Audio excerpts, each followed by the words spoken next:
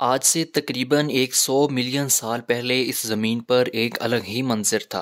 इंसानों की बजाय दो कामत और ख़तरनाक जानवरों का राज था इस पूरे प्लेनेट अर्थ पर। डायनासोर 90 किलोमीटर फी घंटा की रफ्तार से दौड़ने वाले ये हैबतनाक जानवर, जिनका साइज किसी बिल्डिंग से भी बड़ा होता था, 170 मिलियन साल तक इन्होंने इस जमीन पर हुकूमत की। लेकिन फिर एक दिन एक ऐसा वाकया पेश आता है कि ये जानवर अचानक से पूरी दुनिया से ही गायब हो जाते हैं। उस दिन इस जमीन पर एग्जैक्ट हुआ क्या था, आइए जानते हैं। आप देख रहे हैं उमर टीवी। ये बात है 1841 की कि जब पहली बार डायनासोर का फॉसिल इस जमीन से दरियाफ्त किया गया। इस वक्त एक फ्रेंच रिसर्चर रिचर्ड ओवन ने लफ्ज डायनासोर को मुतारफ करवाया था। दुनिया भर में पैलियोंटोलॉजिस्ट अब तक 10,000 से जायद फॉसिल दरियाफ्त कर चुके हैं, जबकि पिछले 18 साल से लेकर अब तक 45 नई स्पीशीज को आइडेंटिफाई किया जा चुका है। आज से तकरीबन 200 मिलियन साल पहले इस ज़मीन पर जो डोमिनेंट एनिमल थे वो थे रेप्टाइल्स, क्योंकि उस वक्त डायनासोर बहुत ही छोटे हुआ करते थे, जिनका साइज तकरीबन 2 मीटर के करीब बताया जाता है। हजारों साल गुजरने के बाद इस प्लेनेट अर्थ के क्लाइमेट में तब्दीली आना शुरू हो चुकी थी, जैसा कि बड़े बड़े वोल्केनो और जल्जलों की वजह से ज़मीन पे क्रैक्स आना शुरू हो गए थे। इन बड़े बड़े एक्टिव वोल्केनो की इरप्शन की वजह से बड़ी तादाद में कार्बन डाइऑक्साइड रिलीज हुई, जिनसे क्लाइमेट तब्दील हुआ और ग्लोबल वार्मिंग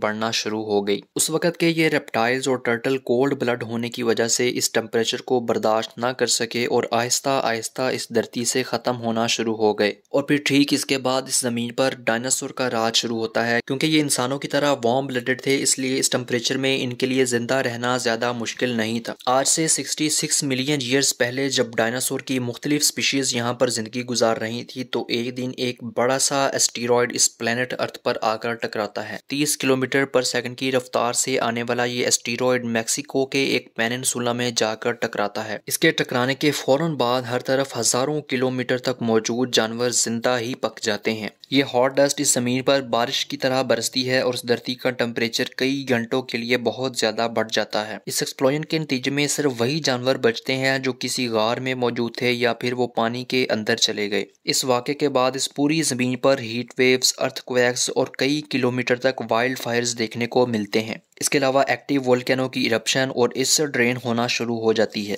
ये सब सुनकर जहन में एक सवाल तो आता है कि जिस जगह पर यह एस्टेरॉयड आकर ज़मीन से टकराया था, उसके बिल्कुल दूसरी तरफ ज़मीन पर मौजूद कुछ जानवर तो जिंदा बचे होंगे। लेकिन रिसर्चर्स का मानना है कि हवा में इतनी बड़ी तादाद में डस्ट पार्टिकल होने की वजह से पूरे एक साल तक सनलाइट ब्लॉक हो चुकी थी, जिसकी वजह से इस अर्थ का दर्जा हरारत बहुत तेज़ी से नीचे गिरता है और इस फ्रीजिंग एनवायरनमेंट में मौजूद जानवर और दरख्त ख़त्म हो जाते हैं। चूँकि सूरज की लाइट एक साल तक ज़मीन पर नहीं पहुँच पाती, तो फोटोसिंथेसिस का अमल भी खुद ब खुद रुक जाता है, जिसकी वजह से दरख्त ख़त्म होना शुरू होते हैं। और जब ये ख़त्म होते हैं तो हर्बीवोरस जानवर यानी दरख्तों के पत्ते और घास खाने वाले जानवर मरना शुरू हो जाते हैं। और फिर आखिरकार जब ये जानवर नापैद हो जाते हैं तो गोश्त खोर जानवर यानी कार्निवोरस एनिमल का भी खात्मा हो जाता है। इस वाक़े से तकरीबन 75% जानवर इस धरती से ही ख़त्म हो जाते हैं और ज़िंदा बचते हैं सिर्फ ओमनीवोरस जानवर, जो किसी मरे हुए जानवर को खाकर या फिर किसी जगह लगी हुई फंगस खाकर जिंदा रह पाते हैं। इनमें छिपकलियाँ, मैमल्स और रेप्टाइल्स जैसे एनिमल शामिल थे। एटमॉस्फेयर में एक बड़ी तादाद में कार्बन डाइऑक्साइड रिलीज होने की वजह से इस ज़मीन पर ग्लोबल वार्मिंग होती है और हमेशा के लिए इसका क्लाइमेट चेंज हो जाता है। इस ज़मीन से डायनासोर का राज ख़त्म होने के कुछ हज़ार साल बाद जब एवोल्यूशन होती है, तो ये मैमल्स और रेप्टाइल्स का एरा होता है जहाँ पर इनकी मुख्तलिफ स्पीशीज जन्म लेती हैं। लेकिन क्या होगा नाजरीन, अगर आज के दौर में ऐसा एस्टेरॉयड ज़मीन से आकर टकराए तो क्या सारे इंसान इस सफ़ा हस्ती से ही मिट जाएंगे? 2021 में नासा ने डॉट नाम से एक प्रोग्राम मुतारफ करवाया था, यानी डबल एस्टेरॉयड रीडायरेक्शन टेस्ट, जिसका मकसद था कि अगर कोई एस्टेरॉयड ज़मीन की तरफ आता है तो एक स्पेस क्राफ्ट के जरिए इसका रास्ता ही बदल दिया जाए। सुनने में तो ये बड़ी अनरियलिस्टिक सी बात लगती है, लेकिन ऐसा करना बिल्कुल मुमकिन है, क्योंकि सितंबर 2022 में नासा ने एक तजर्बा किया और ये कामयाब भी हुआ।